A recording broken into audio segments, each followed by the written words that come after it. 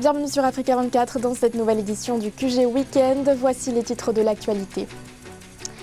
Prolongement du confinement de 2 semaines en Afrique du Sud. Une décision annoncée par le président Cyril Ramaphosa. Les mesures de confinement étaient censées prendre fin le 16 avril. La crainte grandit au Soudan du Sud depuis l'arrivée d'un premier cas sur son territoire. Selon le Centre d'études stratégiques de l'Afrique, le Soudan du Sud serait le pays le plus vulnérable du continent pour faire face à cette pandémie. Et enfin, le projet du Grand Tortue à Médine entre le Sénégal et la Mauritanie sera retardé en raison de la crise sanitaire. Une annonce faite par la compagnie en charge du projet, British Petroleum. Les détails dans ce journal. Vital Kamerhe bénéficiera-t-il d'une mise en liberté provisoire? Le tribunal de Kinshasa doit à nouveau étudier la question ce samedi 11 avril. Le directeur de cabinet du président Félix Tshisekedi a été placé sous mandat d'arrêt provisoire ce mercredi 8 avril. Il est accusé de faute grave de gestion et de détournement de fonds dans le cadre du programme des 100 jours. Le confinement prolongé de 2 semaines en Afrique du Sud. Une décision annoncée par le président Cyril Ramaphosa ce jeudi 9 avril. Les mesures de confinement qui devaient se terminer le 16 avril ont été prolongées au vu de la propagation croissante du virus sur le territoire. Selon le chef de l'État sud-africain, l'augmentation des cas de Covid-19 depuis le début du confinement est d'environ 4%. Ibayako est né les Claude Bessa. 2 semaines de confinement de plus pour les Sud-Africains. Le chef de l'État, Cyril Ramaphosa, a annoncé lors de son discours national du jeudi 9 avril son intention de prolonger de 2 semaines le confinement en accord avec les institutions sanitaires du pays. Une décision qui permettrait d'éviter une résurgence massive du coronavirus en Afrique du Sud. Face à ces défis de taille, le peuple sud-africain a répondu avec une patience et un courage remarquables. Au cours des 2 semaines précédant le verrouillage, l'augmentation quotidienne moyenne des nouveaux cas était d'environ 42%. Depuis le début du verrouillage, l'augmentation quotidienne moyenne a été d'environ 4%. On vous demande beaucoup plus que jamais, mais c'est une question de survie et nous n'allons pas échouer. Nous allons récupérer, nous vaincrons.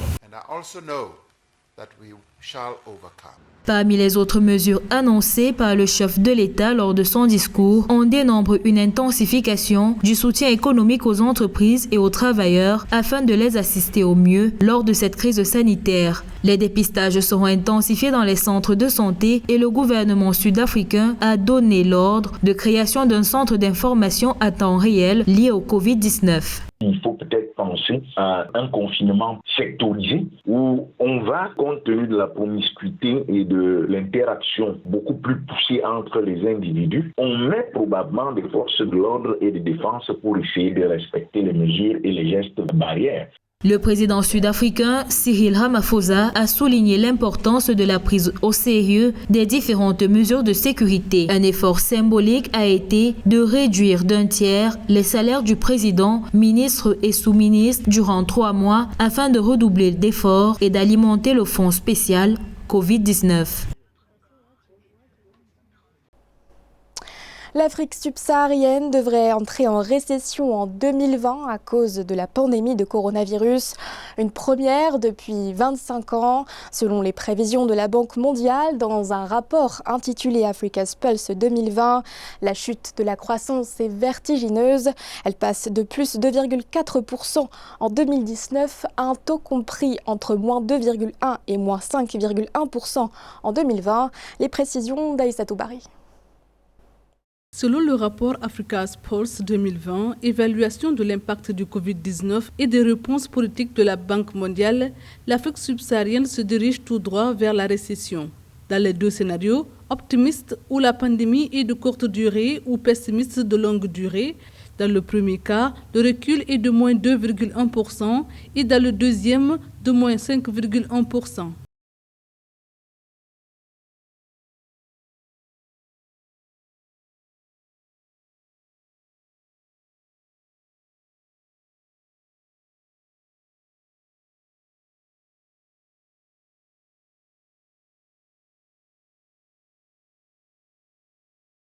C'est entre 37 et 79 milliards de dollars de production que l'Afrique subsaharienne va perdre en raison de la baisse du prix du brut. Par exemple, les États exportateurs d'hydrocarbures avaient en moyenne bâti leur budget sur un baril de pétrole valant entre 55 et 60 dollars. Avec la chute des cours de 60%, ils n'ont plus les moyens de financer leurs dépenses.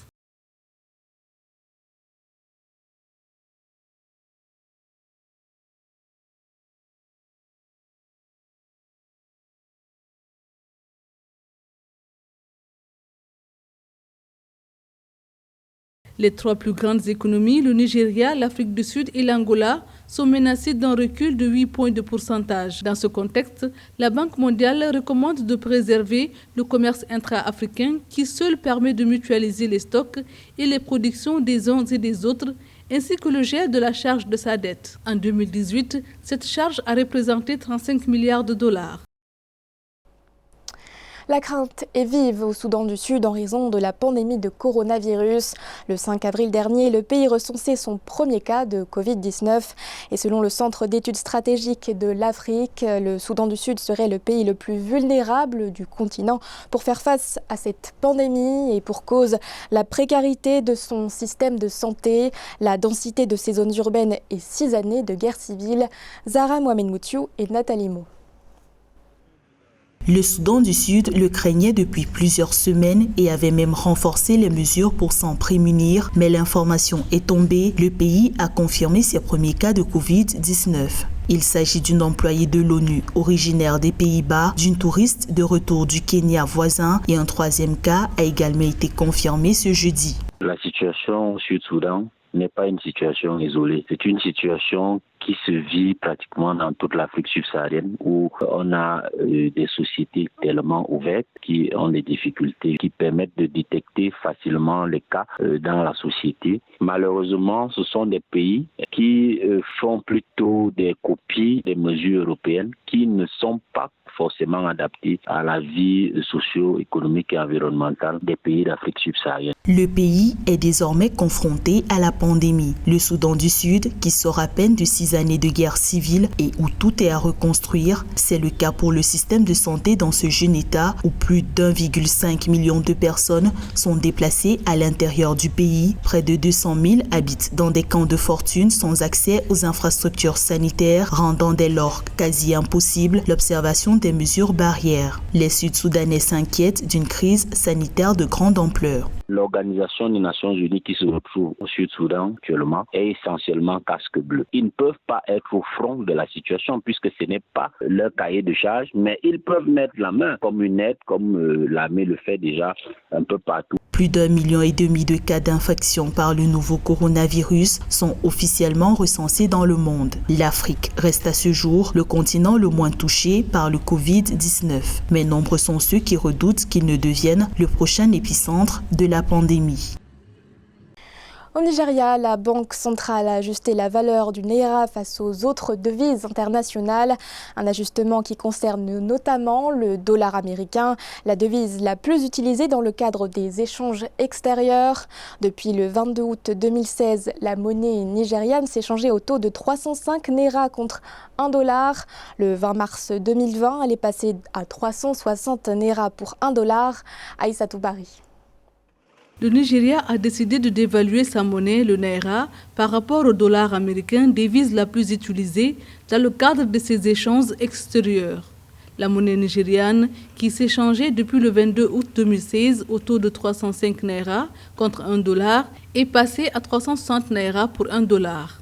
Une décision imputable notamment à l'impact du Covid-19 sur le prix des matières premières, dont celui du pétrole. Si le Nigeria a besoin de beaucoup plus d'argent pour soutenir l'investissement local en Naira et qu'il n'a pas assez de réserves de change pour cela, la Banque centrale est quasiment obligée de pouvoir dévaluer, c'est-à-dire faire en sorte que le dollar ou le yen soit un peu plus fort que le Naira. Ça permet de créer de la liquidité supplémentaire.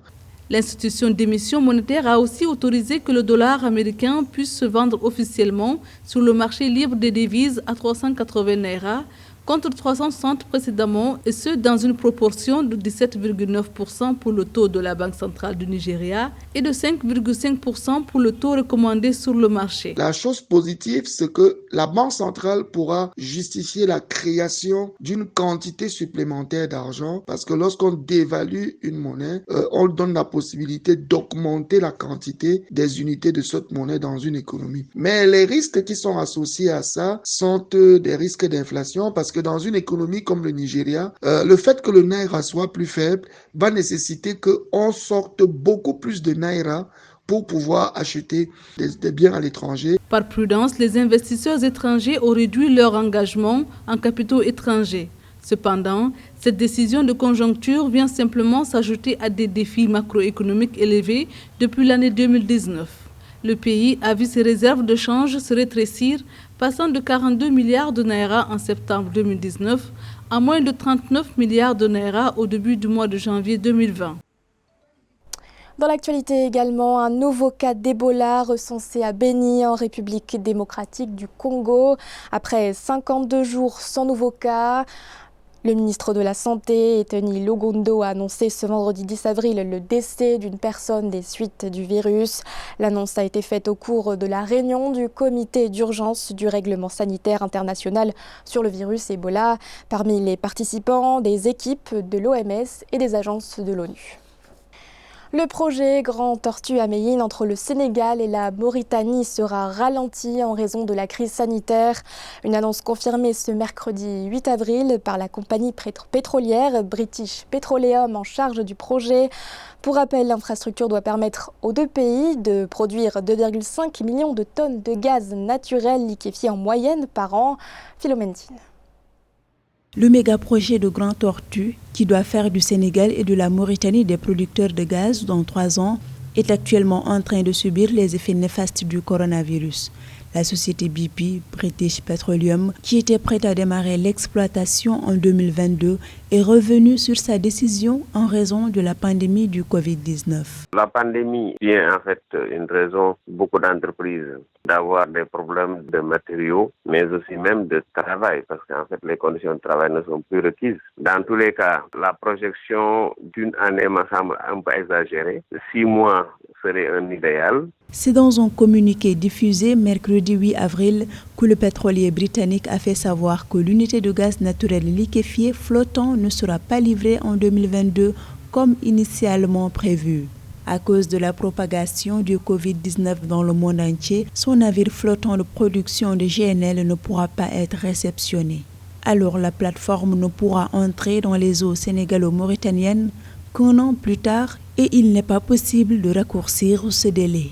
Les prévisions budgétaires peuvent être chamboulées parce que ce grand gisement était partagé 50-50 entre la Mauritanie et le Sénégal. Les États peuvent avoir des engagements financiers par rapport à cette échéance qui malheureusement est décalée d'une année. Tout dépend des engagements des États. À noter que le gisement transfrontalier offshore Grand Tortue entre le Sénégal et la Mauritanie, qui est de 425 milliards de mètres cubes de gaz exploitable, nécessitera un investissement de 10 milliards de dollars. Ces réserves sont suffisantes pour assouvir tous les besoins électriques et gaziers des deux pays. Ce journal a été réalisé par l'ensemble de la rédaction. Merci de votre fidélité. L'actualité continue sur Africa 24.